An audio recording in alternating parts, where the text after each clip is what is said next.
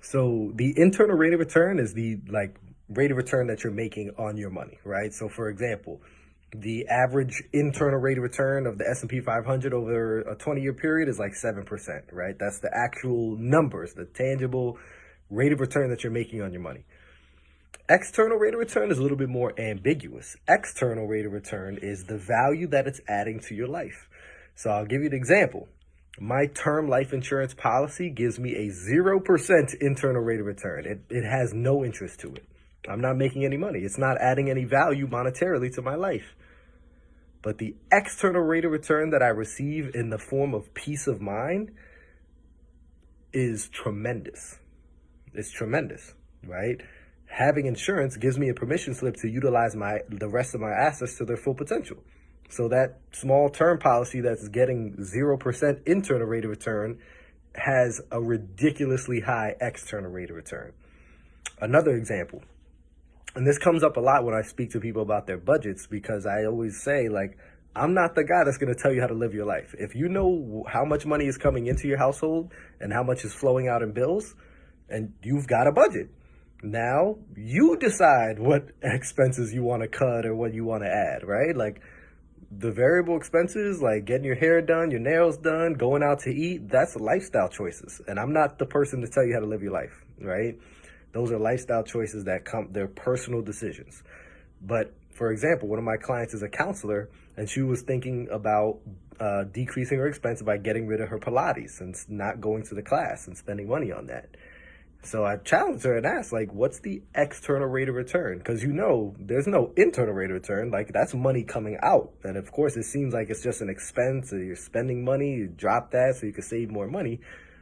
But what's the external rate of return? How much value is you prioritizing your self-care adding to not only your life, but to your clients' lives, right? Is prioritizing your self-care allowing you to show up to your counseling sessions as your most authentic and, present self, right? Is it allowing you to add more value to your clients?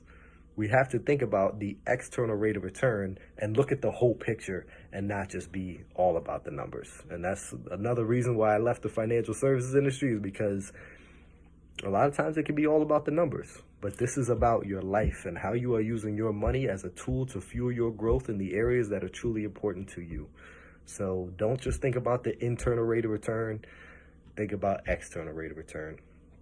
One more example that is really great is a cash value life insurance policy, right? You could get maybe a 3 or 4% internal rate of return on your cash value policy, which doesn't seem like much, but the external rate of return that you receive in the form of certainty, right? There's an economic value to certainty when you know your money's going to be there growing for you. The liquidity, where usually you can't access your other investments until you're 60 years old because they're in retirement accounts, but this one you can access and keep your money moving, right? The ability to utilize the infinite banking concept, the ability to leverage to leave a larger inheritance tax-free. There's so many other benefits that you're getting. So the external rate of return is ridiculous. And if you're only looking at internal rate of return of a cash value life insurance policy, you are completely missing the entire picture. So make sure you think about these things, guys, and utilize these as factors to consider when you're doing your financial planning, because financial planning is life planning. That's what I realized, and that's why I started my coaching business, and I'm starting to really step into the role and recognize I'm not a financial coach.